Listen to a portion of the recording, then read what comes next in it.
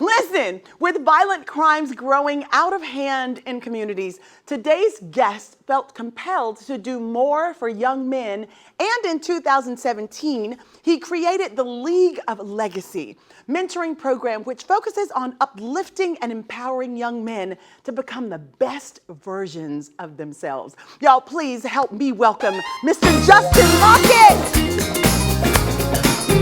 Hey! Oh yes, give me two. How are you? I'm well, how are you doing? I'm fantastic. Please have a seat. All right.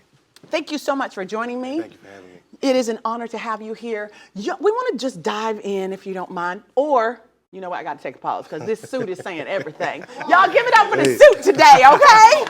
My goodness, you got the fashion memo. Yes. It's fantastic. Thank you. So your ultimate why is the memory of your younger brother, Jared Lockett. Yes. Would you talk to us a little bit about your ultimate why? All right, so growing up, it was the two of us.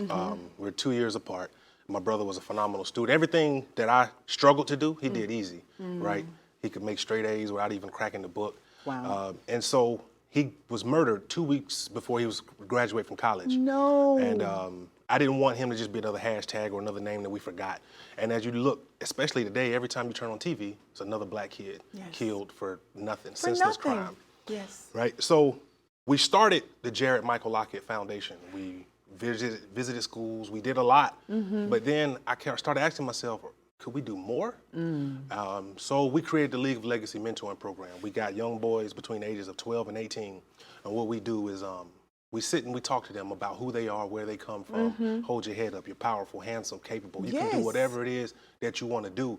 Because I believe that when you develop a strong sense of self, right, you see that in your peers, and you're less likely to want to resort to gun violence or any type of violence. You see value in them. Absolutely. Yes. That's powerful. Well, first of all, I'm so sorry to hear about the loss of your brother, but for you to use that loss to help create gain in other young people's lives is absolutely fantastic. Thank you. It's fantastic. How do you make your mental health a priority to ensure that you are not pouring from an empty cup? A friend of mine, she used to always say, don't give from your cup, give from your saucer. Okay. So the overflow, you need to share some of the overflow because you don't want to take from what sustains you. So how do you pour from an empty cup? So I do a lot. And early on, I was exhausted, right? I don't have a lot of hair, but some of my hair started falling out. No. I was stressed out, trying to We work. can't tell.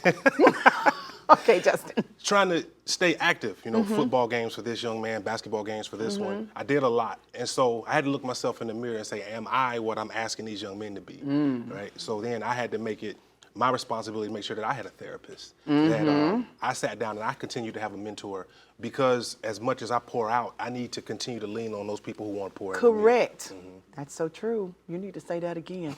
You need somebody that's pouring into you. Absolutely. Somebody always asks the question too, well, who's teaching the teacher? Exactly. And we do need teachers to teach the teachers. Absolutely. So when it comes to the Black community, in what areas would you like to see us progress in? As crazy as it seems, I would like us to be more honest with the things that we have going on in our community, right? It seems like when we want our community to look in the mirror, we get really defensive, right? We have these things going on, how we treat women, how we look at our young boys, the example that we have.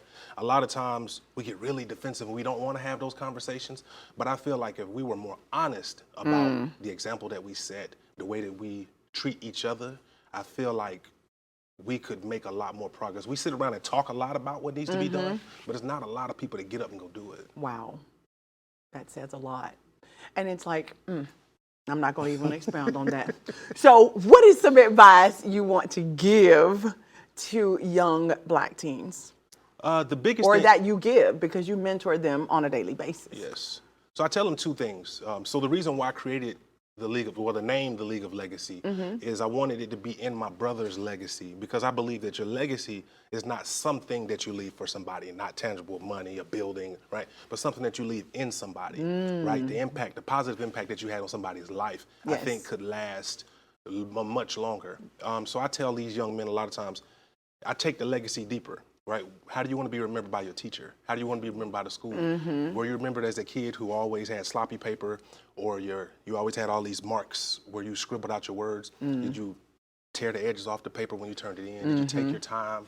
Do you respect your teachers? Right? Correct. You walk into a room, you don't know who that person is, who they know, where they come from. Right. And so you got to be careful to make sure that when you go in, you're respectful, because you never know when you might need that person again. Correct. And they say first impressions are lasting Absolutely. impressions as well. So, you want that to be on the forefront of our minds. Absolutely. We celebrated Veterans Day this weekend, and you served in the military. did. Thank you so much for your Yes, ma'am. service. Yes, ma'am. Indeed, Did indeed. proudly. Indeed. So, did your experience serving in the U.S. Army Alabama National Guard help you in this journey that you're on? It did. So both my parents served in the military.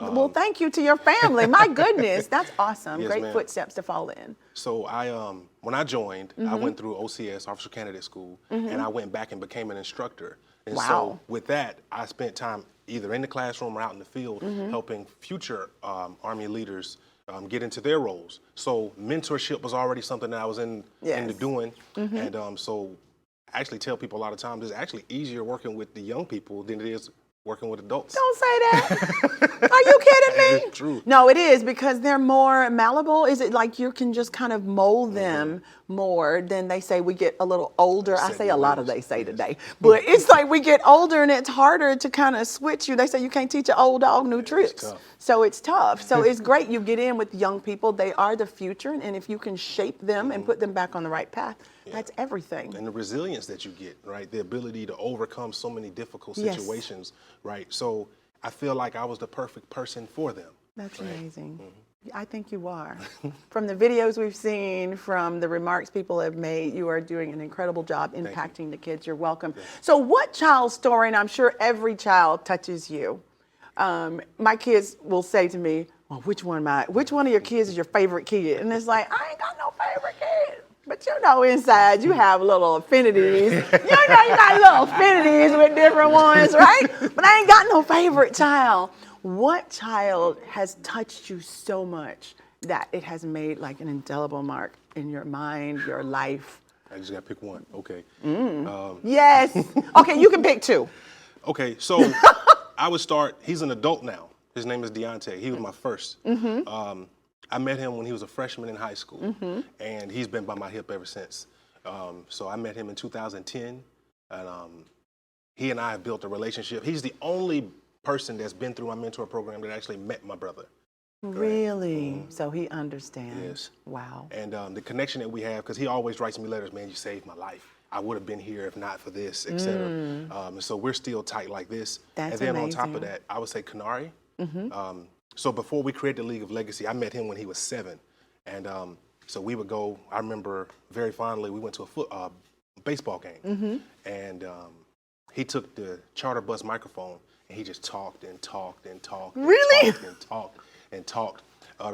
We've been together, and it's beautiful because I tell them all the time I'm getting older. And to see him from 7 to now 16, Wow. and he's taken over a lot of the meetings because it's easier now. I've been pouring into them, so now they lead their own meetings, and I can fall back Oh, that's and help guide them. amazing. That's beautiful. Y'all give it up for that. That's so powerful. God bless you. God bless you. So what's something that no one has ever asked you about, but it's something that you are intrigued most with, Justin? That's a good question. Crazy thing is, so I don't want to make it sound sad, but honestly, the question that I never get asked about me, right? I do so much work for other people that it's crazy that people are always coming to see what they can get or how you can help, Of course. but they never, How doing? are you? Yeah, that part. Yeah. And so sometimes that probably sucks the most. Yes. Is you sit at home and it's like, even when you speak to people, it's, hey, how are you doing? I'm fine. Oh, hey, what about me? But right. Yes. But you know what? I think, and I feel that very much so. I think people see you and they're like, he's going to help me feel better. It's like going to someone, a prophet or someone. It's like you're waiting for them to tell you how things are going to be better. Yes. But it's so true, and I'm sure that you are concerned about the view of people seeing you and the way you're okay and the way you process things. Because at the end of the day, you do need somebody. So let me ask you this question. Not only how are you, but what would you say to the younger you? What would I say to the younger me? Two questions. How are you, and what would you say to the younger you? And then we're going to get out of here, y'all. All right, I'm well. I'm a lot better. I was sick the last couple weeks, so I'm a lot better. But overall, I could say that I'm leaning more toward being happy, right? I feel like a lot of things on my bucket list I've been able to check off. As far as being able to tell my younger self is time moves fast.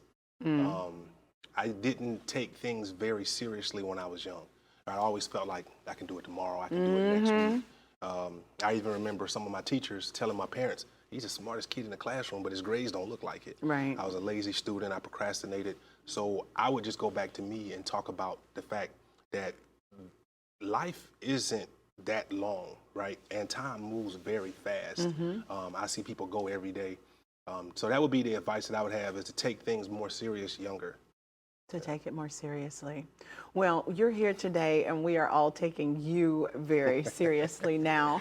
And in conversations, most people go, how are you? And keep going. Yes. And then it's like, I want to say to you, I'm glad that you are doing better, that your body is feeling better. Thank you. And there's so much more ahead for you. Just keep on working and striving. And if you need somebody, there's always someone there for you. And we're here for you. All right, listen, we're going to take a short break.